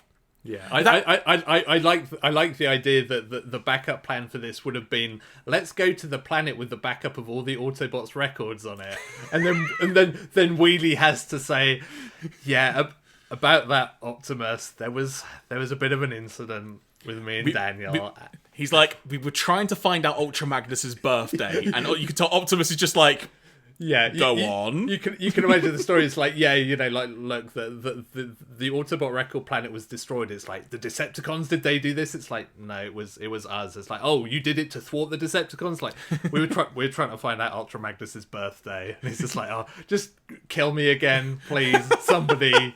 I'm done here. And then either Daniel or Wheelie says, but Cyclonus was there. Yeah. It's like, just to try and soften the blow a little bit. Yeah, it's like, when's your birthday, Optimus Prime? It's like, he's like, you don't get to ask that question. Yeah, if only they'd let you fall in that acid vat in Unicron after all. So once we've had this moment of madness of, oh great, Prime's back, he doesn't know what to do because he hasn't got his memory card in, effectively. Jessica then comes forward and says that with the experimental alloy that her father, and Gregory had been working on, they've proven it would be strong enough to block the spores, because they were inside the ship when the spores first appeared, never affected them. So that is legitimately correct. So theoretically, coating Optimus Prime's entire body with this alloy would protect himself from the spore's infection and allow him to get close enough to Rodimus to remove the Matrix from him. However, all remaining samples were stolen by the Decepticons. The Autobots decide to retrieve the alloy, which leads to the following conversation, beginning with Jessica saying, "Not so fast. You've got to take me with you." Optimus responds with, "Sorry, Jessica, that's too dangerous." Jessica responds with, "Any more than rescuing you from an exploding sun?" "You've made your point. Welcome aboard," says Optimus as he shakes her hand. Yeah, Great little bit of dialogue there. Yeah, Jessica is pretty great throughout all of this story, and like kudos to her for that. I like Jessica as a character, genuinely. I am partly wondering though, like, why did we get like one episode of Carly in this season? Like, what happened? Yeah. I mean, maybe she just got fed up with Spike and they just got divorced at some point. I don't know. Or she went, "Can you teach your son to not nearly blow up Cybertron?" Yeah. I'm just like, I'm checking out of all of this because it's just like I can't deal with you guys. And then, for the first time in what feels like a very long time at this point, Andy, we hear the immortal words from Optimus. "Autobots, transform and roll out," as the scene concludes. Meanwhile, on Char, Galvatron is pinned down by his own diseased soldiers, more specifically, Cyclonus, Scourge, and Predaking. Talk about a fight, which prompts Galvatron, Andy, to shout the following line of dialogue when he's realising how bad of a situation he is in. Quote unquote, "Have I no friends left?" It's like, these guys were never your friends, Galvatron. I don't know if you've been paying attention throughout this season. Unable to fight back against just the maddening ferocity of his technically now former comrades, suddenly Optimus Prime and co. appear to save the day. Galvatron echoing what everyone is thinking at this point, going, "The Autobots are trying to save me? What madness is this?" Now, point of note, Andy, I don't remember off the top of my head if anything happened in Dark Awakening, but that aside, this is the first interaction between Galvatron and Optimus we've ever had, right? Yeah, and it's kind of weird, really. Like, it's one thing that I expected this episode to maybe do, and sort of wish it had done, is because that's got to do a number on Galvatron's already kind of messed up brain, and it's one of the good thing. Again, it's one of the things that the comic enjoys doing when Optimus Prime comes back, of just like Galvatron being like, literally, "I died to kill you, and now you've come back, and I'm still Galvatron. This sucks," basically. And you know, it just kind of like deepens his madness. So it's kind of strange in this episode. It's kind of strange generally in this episode how chill Galvatron is. Like, he's pretty kind of laid back about the whole thing compared to what you might expect. But specifically around Optimus Prime, it's like, you know, your former rival who you sort of killed with your bare hands at the cost of your own life, and now he's back, like, rocking around doing his Optimus Prime thing, and you're still Galvatron, and he's just, yeah, there's no real response to that, which is a little bit weird, but hey, there we go. So the first thing that Optimus does is convince Galvatron that it would be in all of their best interest to form an alliance to be able to end what is going on. Then all of a sudden the battle ends. And this is because, Andy, and I'm not even joking, because Galvatron says they need to recharge. Their batteries ran out. Yeah. Yeah, I mean, I guess again, like, yeah, we have known for a while, like, Energon is low amongst the Decepticons, so I guess continuity-wise that makes some sense. I'll let You'd have them... thought like a madness plague might have made them not need a cup of coffee or something. Yeah, but I mean, it's clearly one of those, like, how do we end this fight? Because this is a really awkward situation given everything we've set up. So somebody was probably just like, the batteries run out. There you go, problem solved. So, at this point, the Decepticon leader is suspicious of Optimus's motives, especially when he learns that they need the alloy that he had already stolen, but he can't get a reason for why out of Optimus. But he agrees to join in with the Alliance, if you will, and leads Optimus down a series of booby-trapped tunnels in the bowels of Char, from giant spiders, which prompts a wonderful moment where Jessica simply on screen, suddenly not in her exospace suit for that one moment, just simply shouts, "Spiders!" Yeah, again, feels like somebody on staff here really enjoyed animating giant spiders, because we had one in Call of the Primitives, we've had one here, somebody really into the, like, what if there was a big spider? And it's a freaking big spider as well, like, holy cow. It is a big spider. Again, one of the things that I sort of remembered, like, you know, as my sort of deja vu moment of this episode is like, oh yeah, there was a big spider in this one as well. I remember this bit. So there's giant spiders, lava pits, energon leeches, which I thought was quite a cool concept for a random thing. And during all of this, while Galvatron's leading them through the tunnel, he's just being the biggest troll at the best of times. He's doing a wonderful job of that. Which eventually prompts the following conversation. Galvatron starting with, "Come on, Optimus, tell me. Why do you want this metal? How will it be used? Why is it so precious?" Optimus responds with, "I've explained it to you." Galvatron says, "You told me it was important, but you didn't tell me why." And Optimus then responds with, "That's because I know you too well, Galvatron." There was part of me that almost wanted Optimus to go, just accidentally calling Megatron out of habit. Yeah, I felt like there should have been at least one of those moments of like Galvatron. So yeah, like, I mean, did anybody even fill him in on what happened with all of this, like, to extend that thought? Because I don't think we've had a scene where anyone sat Optimus Prime down and be like, so about Megatron, it's like, I'm pretty sure he must have died out of that fight, and it's like, well, kind of, but there's good news, bad news. Good news is, Megatron is dead. Bad news, there's somebody even worse now, born from his body. Yeah, I was just trying to think off the top of my head, because Prime is already passed by the time Galvatron is formatted in the movie. And then I guess in Dark Awakening, like we mentioned, we don't think they had an interaction. And then Skylinks didn't mention it in his recap, so no, I guess technically he doesn't know unless they were filled in on the way to Char, maybe, in a deleted scene. Yeah, you imagine there's probably some chit-chat on the journey of like, so, guys, what happened while I was gone? Like, you know, anything important? And it's like, well, we discovered who invented the Transformers, your nemesis has been reborn in an even more powerful body. Rodimus tried to kill himself a few times. Yeah, Rodimus tried to commit suicide, like, Unicron came back to life once or twice. I mean, does Optimus Prime even know about Unicron? Right? Because, I mean, he died before anybody really got to relay the information about what was happening to the moon bases, etc. So, yeah. Oh, yeah. Also, by the way, there was a giant robot that came and ate the planet. And at both of the moon bases. Most of your other friends are dead. And it's like, but apart from that, yeah, it's been pretty chill while you were gone, to be honest. Pretty quiet.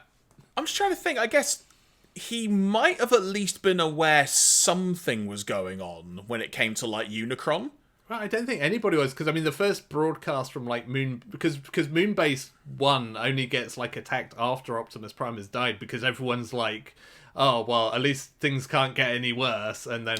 Oh, because in the opening scene, it's a planet, isn't it? It's not a base. That's why I'm getting confused. Because like, Moonbase 1, gets chomped after Optimus Prime's death, so technically he wouldn't even know anything about Unicron. So Optimus just goes, "What's a Unicron?" Yeah, like, that would be quite the handover meeting with the reborn Optimus Prime of just like, you know, what happened while I was gone, and it's like, well, got some stories for you. So back in the tunnels of Char, With their numbers dwindling from the tunnel's natural hazards and eventually an infected Decepticon mob catching up behind them, they have to move very quickly. We get to a point where it's only Optimus, Galvatron, Skylynx, and Jessica, and they arrive at the Alloy's hiding place. Unfortunately, Jessica accidentally let slip of their plan to coat Optimus with the metal after confirming that there would indeed be enough of it to do the job. Good job, human. You had one thing to do. This prompts Galvatron to then turn on Optimus in the hopes of using the process on himself, but his arm cannon, which at various points in this episode, Andy, is a hand gun, it should be said, is then knocked out of his hand, and Skylynx just randomly holds it and effectively does a stick 'em up to I think he said Megatron, to Galvatron. Yeah, I continue to enjoy the Autobot steals Megatron/Galvatron's gun and uses it against him moments. Like never stops being entertaining to me. So I like this one as well. Can I just say, in doing that recap there, I know I said Megatron, it may have come across like it was a joke. That was out of habit that happened. Literally, I did not plan that. I genuinely just said Megatron, like, out of habit from saying Optimus so many times. That really shows how it's ingrained. How did Peter Cullen not do that? yeah, it's a weird thing, because, yeah, like, this is not a matchup we've had before, so... Under coercion, it should be said, Galvatron is loading the alloy into Prime's trailer, but doesn't notice that an infected Cyclonus has managed to sneak into the area where they are, and then infects Jessica in the process, just by touching Jessica. Also, I think effectively trying to do the equivalent of, like, putting a hand over Jessica's mouth, but Jessica's wearing an exosuit. It shouldn't work. But yeah. Whatever. I won't worry about that. And then Jessica in turn, because I think Galvatron tries to avoid Cyclonus, and ultimately they just do a very quick wide-angle shot, and you effectively just see this little tiny red speck just touch Galvatron on the leg, and that's what it was Jessica doing it. So I thought that was a wonderful little moment there. Yeah, that is very good, and that's all it takes. So Jessica has done that, and they end up just leaving Jessica there. That being Skylynx and Optimus, because they begin to flee. They just have to leave Jessica on Char. So, damn, that sucks. Yeah, that's why this is the only episode she's in, I guess. Probably just forgot about her completely. And just like, wasn't there somebody else we should probably have saved? Where's Carly? Once they are on Earth, Optimus is coated with the alloy, now turning him a completely silver colour, which I originally wrote down as grey and then thought, no, they can't do that. There will be loads of flashbacks otherwise to kids being in the cinema. Yeah. Or they could have gone with white and then he could have been like the body bit of Ultra Magnus, like his toy, but... And Prime immediately sets out to find Rodimus. He finds that trying to reason with Rodimus and then trying to take him down is actually not an easy thing to do. He's unwilling to try and hurt his successor, and ultimately... This leads both Prime and Rodimus. I know you said Prime and Prime. That's not... I could say that, but whatever. The Primes. There you go. This leads both Primes... Oh, this is going to get confusing. Optimus and Rodimus end up in an auto shop, effectively. Like a big, like, assembly plant where you would manufacture cars and such. Attempting, once again, to peacefully subdue and talk Rodimus into helping him. But the hate plague is not conforming to wanting to do this at all. So... we basically get a giant fight between Rodimus and Optimus. Now, in the Dark Awakening episode, Andy, we got a pretty good fight between these two. And it was almost kind of that weird what-if scenario, like if they had had a fight. This is the reverse of it now, where Rodimus is the villain, and you can bet there were a lot of people happy to see that Rodimus was the villain, given what had happened less than a year earlier. yeah, for sure. And this is also interesting because, I mean, that previous occasion, it was basically like, it was Hot Rod versus Optimus Prime because, you know, he'd given up the Matrix at this point. Fair point. This is kind of like a proper toe-to-toe, like, you know, which Prime is the best Prime, effectively, with admittedly some caveats around the whole madness plague thing. But yeah, it's a pretty juicy. Again, it's one of the fun, cool things you can do with this kind of concept of all the stuff you can't normally do of Autobots fighting each other. It's like, well, all bets are off. You can have some fun with this and see what happens. Now, in the process of this all happening, Rodimus manages to infect Skylynx as well. So now, Skylynx is also done. I think Optimus is probably the only Transformer not infected at this point. But Optimus is able to get the upper hand in his transformed state, Andy, by hiding on a conveyor belt next to a car. I love this so much. Yeah, it's very, very good. He then surprise attacked Rodimus. The idea of this is great. He's just on a conveyor belt and then just effectively just transforms and goes, surprise!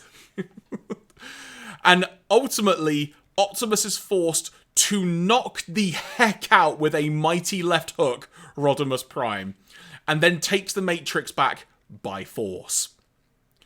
Back at Autobot City, Optimus dives into the Matrix, quite literally, like he does what Rodimus does, but safer, you could argue.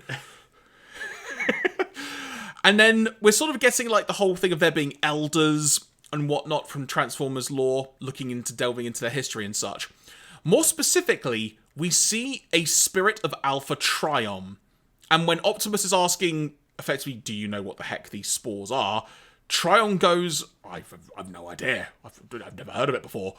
But warns him that if he travels too far, he risks becoming lost within the Matrix itself. I'm pretty sure Rodimus got a similar warning to that as well, so there is at least some consistency with that. Yeah, for sure. I did like sort of Alpha Trion's like, no, you're just going to have to rewind a bit further here. Like, this is the Matrix VHS tape is like, now you've got to wind it right back to the beginning to find out what's going on here.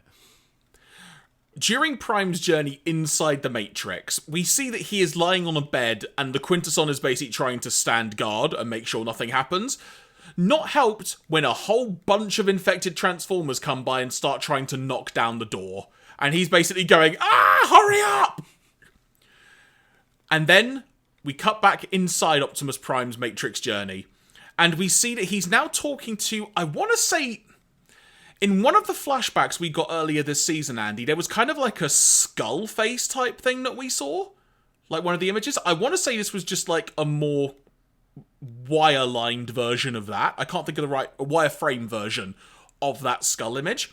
But said skull image imparts the following wisdom. Quote, "The plague you speak of has visited us once before. A wise man was able to contain the spores and send them into the sun, but no one was able to destroy them. No one had the power to do that. The only way to fight such madness is with wisdom. Unfortunately, no one person now has the wisdom to contain the spores, much less destroy them now that they are spread across the galaxy." Quote. Optimus then realizes that a source of raw wisdom may be able to destroy the infection once and for all. What is that, you ask, everybody? It's the Encyclopedia Britannica. He becomes an encyclopedia salesman and thus saves the planet. And that's the end of this episode. It's really good. And then you get a sponsorship bit from Encyclopedia Britannica. Is that what happened? I forget. Here's an Encarta CD-ROM. I mean, that's like a decades too early for this. I mean, I'm just in the real timeline, but you know. Yes, yeah. I mean, in 2006, I guess we were still in Encarta time. Yeah, it's like Wikipedia.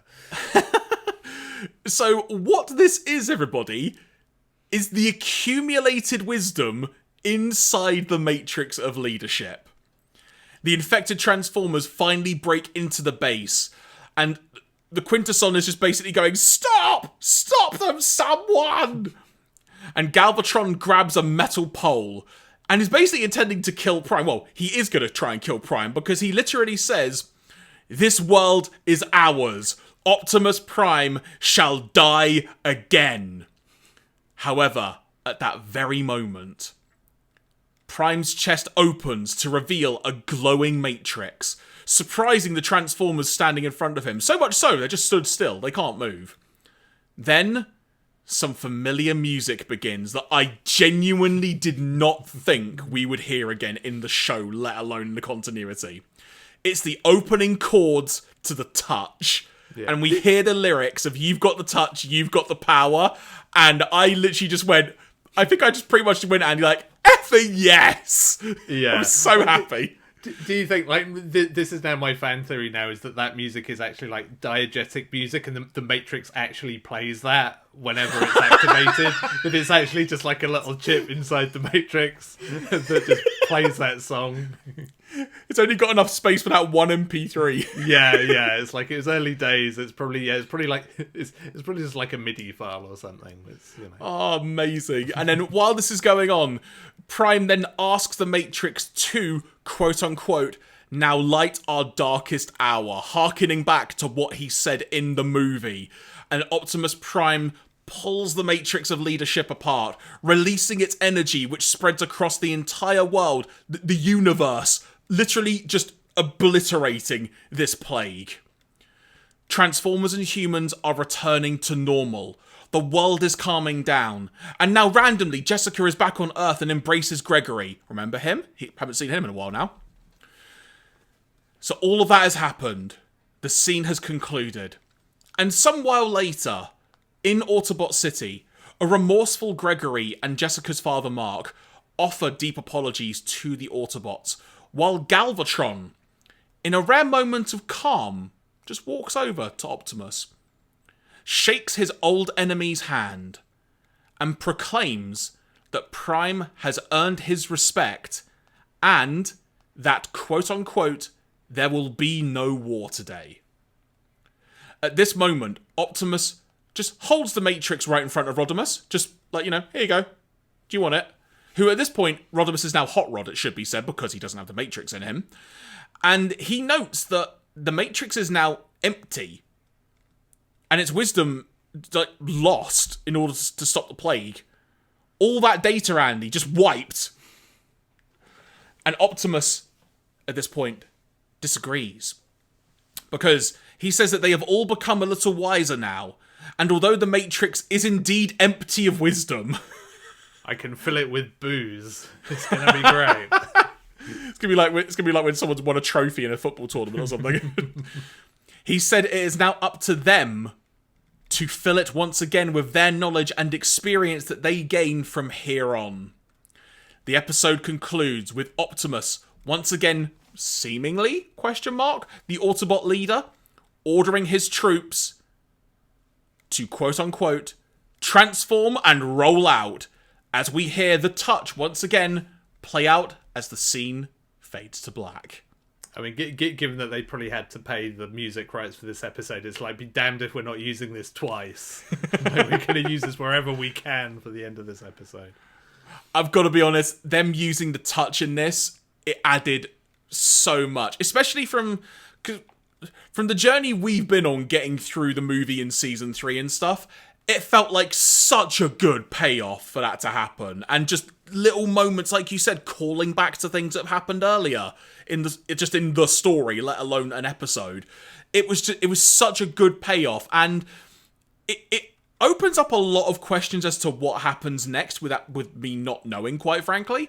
But this was definitely worth it, and a great second episode to this two-parter, and a great season finale, more to the point.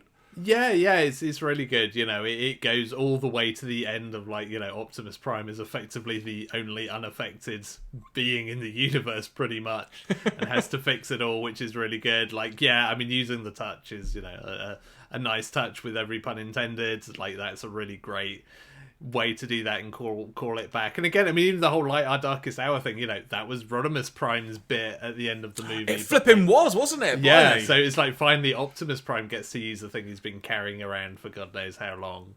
I mean, I did find it kind of funny, like, given all the talk about how the Matrix, will light our darkest hour, and then Optimus Prime's like, well, I don't know what to do about this really dark hour. If only I had something to light it to fix this problem. And it delves all the way into the Matrix, and it's just like, just use the Matrix. And it's just like, it's like, oh yeah, the Matrix. I should probably have thought about that. But don't forget, before he had it in his hand, though, he didn't know what to do because he didn't have the memory card. Yeah, for sure. He didn't have his save file. Yeah, but you'd have thought that might have been like the first port of call. It's like, I've got the Matrix out. I wonder whether this can fix it. But it's all, I did appreciate the delving into the Matrix bit. I'm not sure whether I'm reading too much into the idea that, like, the kind of skull face sort of former leader is like a bit of a, like, Quintesson offshoots because they look a little Quintesson-y.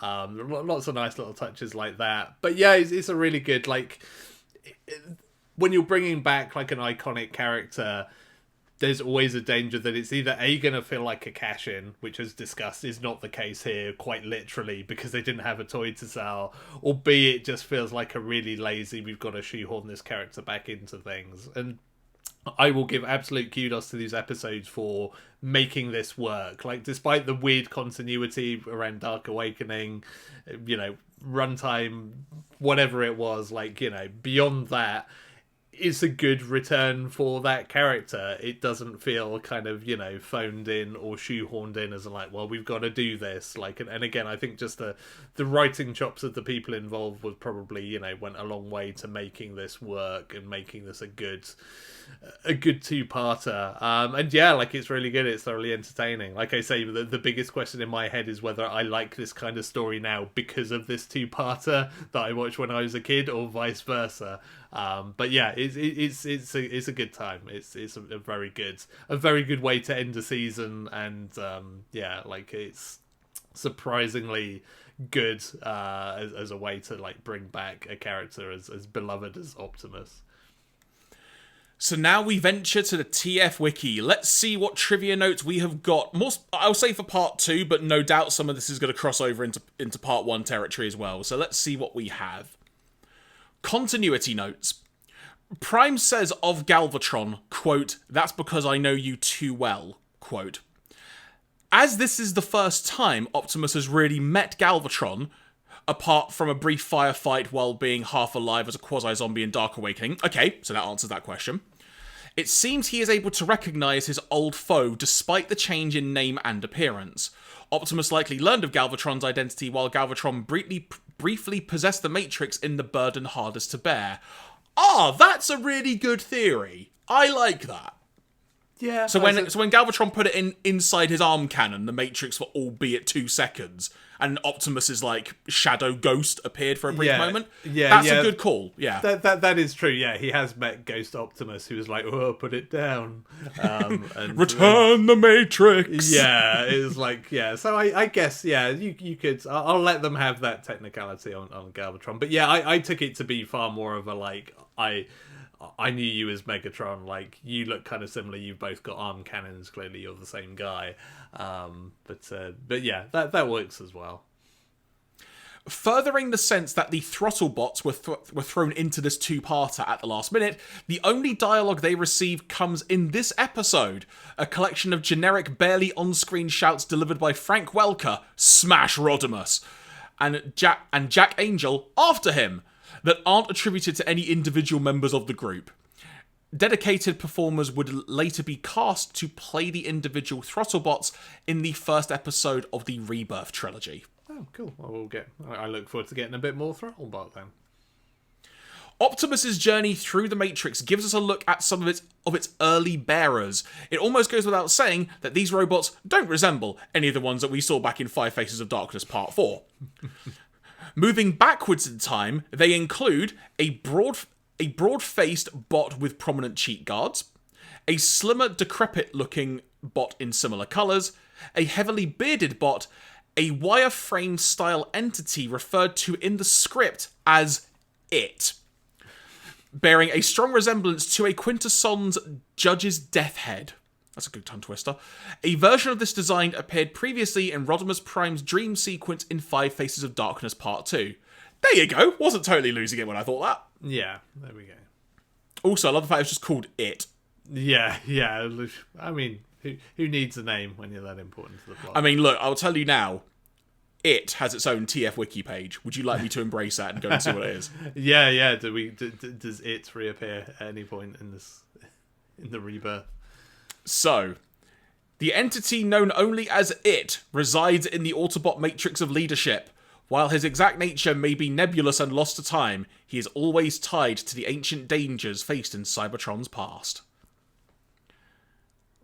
In terms of G1 stuff, is literally just referenced in Five Faces of Darkness Part 2 and Return of Optimus Prime. Oh, okay, fair enough. The last appearance of It in the cartoon. There is an extra note or two here. So the robot was never named in fiction. Also, I will also note there was a Generation Select special comic, a Legends comic, and there's also seemingly as well it was part of the 2019 IDW continuity as well. So the robot was never named in fiction. The designation "it" comes from a cartoon episode script. Likewise, no origins, or any origins that we know of, existed for this character during the G1 cartoon run, though the character does bear a likeness, as we just mentioned on the other page, Andy, to the death face found on the Quintesson Judges. The Generation Selects Special Comics final chapter was the first piece of fiction to establish a background for this character, making him the ancient leader of the Quintessons. Rather fitting, isn't it? And they also say, in this case, how do you spell the possessive form of it? Yeah, well, hopefully the massive wisdom of the Matrix has that, but I guess that's all gone now, so you'll never know. So what else do we have here? Okay, a bit of a big one here, but bear with me. Upon entering the Matrix of Leadership, the first Autobot that Optimus Prime encounters is Rodimus Prime. Then he converses with Alpha Trion. The latter's appearance there is somewhat puzzling, as it was previously established, and later reiterated, that he had merged with Vector Sigma. Alpha Trion's presence makes even less sense, considering that it was clearly stated in Five Faces of Darkness Part 4 that he had never taken the Matrix for himself, thus eliminating the possibility that a backup copy of himself had somehow been uploaded into it. A variety of later fiction would indirectly offer explanation, centering around the connection between the Allspark, the Matrix, Vector Sigma, and Primus. In Alpha Trion's case, he's in the afterlife, which one can communicate with through both the Matrix and Vector Sigma. Rodimus's presence is more murky, but can be accounted for by the notion of the Matrix as a gateway to the Allspark. Yeah, it's definitely it's one of those weird kind of hand wavy. It's just like you've kind of if you want somebody giving Optimus Prime advice, you've got to have Alpha Trion. So it's like just shoehorn him in. I'm not even too worried about continuity with him. It's like you just kind of got to have a bit of Alpha Trion. It's fine. Optimus using the Matrix to cure the hate plague bears more than a passing resemblance to when Rodimus used the Matrix to destroy Unicron in the movie, like you mentioned, Andy. Here we go. So, in Japanese continuity, the events of issue 3 of The Great Transformer War take place shortly after this specific episode, helping to bridge the gap between it and Four Warriors Come Out of the Sky, the first episode of the Headmaster's Japanese continuity cartoon. So it's interesting to know. There's a lot of animation bits and some continuity errors and whatnot. I will have a quick skim to see if there's anything worth noting. So the TF Wiki randomly says, shouldn't Jessica's full-body exosuit protect her from direct contact and infection? To which my first response is, maybe yeah, but she doesn't have the coating of the alloy. Yeah, I mean, I always took it to mean that it would just, travel through anything. Because, I mean, if machines can get infected, then surely, just like an exosuit wouldn't be enough. Otherwise, you could say, well, I was wearing a really thick pair of jeans, so therefore I'd be protected. So, yeah, I that's perhaps, but yeah, given that literally everything else gets infected, it seems like the alloy would be the only thing that fixed it. So why they didn't make her a new exosuit out of the alloy is maybe another question, because it wouldn't have taken much of it, but hey ho. Speaking of Jessica, how exactly did she get off Char? Yeah, I'm here to assume that she did not. I'm sorry to inform you. She was probably just abandoned there forever. And what are she and Gregory? And I did not notice this, Andy, but by the time they're cured of the hate plague, and I mentioned that they embraced, they're in Moscow. It's not just the case of an accidental recycled background from a previous shot, which did depict actual Russians being cured of the hate plague. Even though both shots feature onion domes reminiscent of St. Basil's Cathedral, they're definitely different background paintings, so what gives? Yeah, there's a whoever's like working on rebooting the comics, maybe there's a side story you can investigate. What happened to Jessica after the plague was cured? How did she end up in Moscow? Skylink suddenly grows a pair of hands to pick up Galvatron's particle cannon with, even though they're supposed to be his bird mode legs, which they appear to be based on. What's he standing on? Yeah, that's all very good questions. So, the timing of the last scene, according to the TF Wiki, is odd. It's long enough after the cure is unleashed for Optimus to have the metal removed or painted over, and for Cup, Hot Rod, Ultra Magnus, and the three humans to arrive at Autobot City, yet Galvatron is still hanging around. And both he and Hot Rod speak as though the previous scene's events have just happened. Yeah, I mean, my headcanon is that Galvatron just I actually quite like hanging out with Optimus now. Like, maybe I'll just stick around. Like, we can now. Soundwave doesn't want to hold my hand anymore. Maybe Optimus Prime will hold my hand, and that would be nice. So yeah, I'll just stick around here for a bit. Also interesting to note, apparently in that scene that I just mentioned, Galvatron is consistently portrayed without his cannon. Yeah, just now it's been sullied by Skylinks. He just doesn't want it anymore. It's like, no, just don't care for it now. So, final note for this section of this page. Does anyone else think that the two scientists get off way too easy at the end of this episode? They willingly unleash the hate plague, that causes widespread devastation, and probably death, across not just the world, but the entire galaxy, just to spite the Autobots. And they get off just by saying, sorry? Yeah, that does seem a little... I mean, even by Optimus Prime's kind of standards of forgiveness, that's a little much. I mean, that said, they also add, then again, we don't actually see Optimus Prime shaking their hands. Burn! Yeah, that their true punishment. They don't get to shake Optimus Prime's hand. So, trivia notes. Following the average for Toei Animation Part 1, this episode's artwork quality is among the series' best, with loads of detailed shading and some pink glowing smoke explosions seen in Transformers the movie, and characters generally on model and well drawn. The portion of The Touch that plays includes the line about hell breaking loose, an unusually strong word for an American 80s TV cartoon. Guess the censors weren't looking elsewhere that day.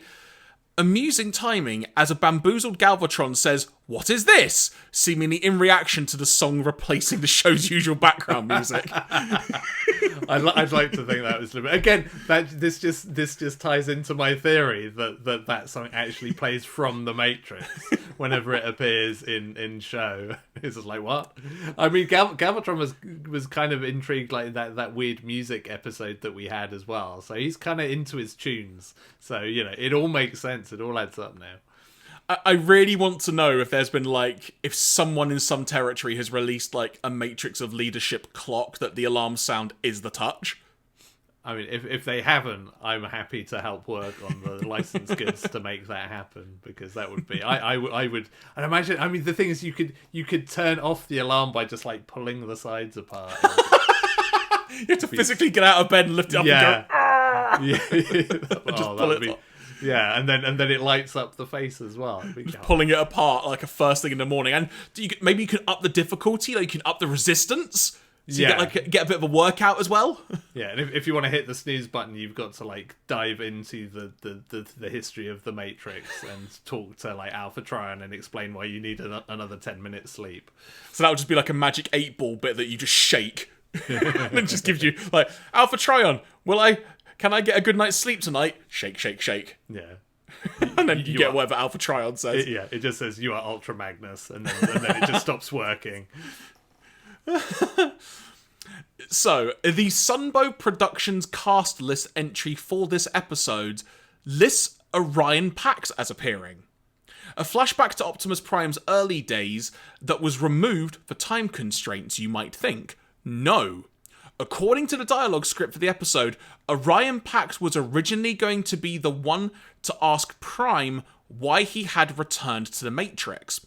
Presumably, someone on the staff caught the error early enough, as Pax's line in the final cut went to Alpha Trion. The dialogue script also misspells Trion as Tyon, for that matter. Jack Angel takes over the voice for Cyclonus following the death of Roger C. Carmel. I did not realise that Cyclonus' voice actor passed away. No, I did think he sounded a little different. So yeah, that does make sense. But let me see if I can delve into that a little bit more. He passed away November 11th, 1986. And this episode... When was this? The final script was finalised on the 24th of November. So yeah. Yeah.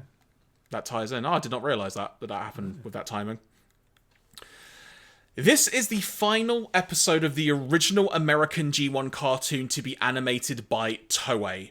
The remaining episodes would be animated by ACOM.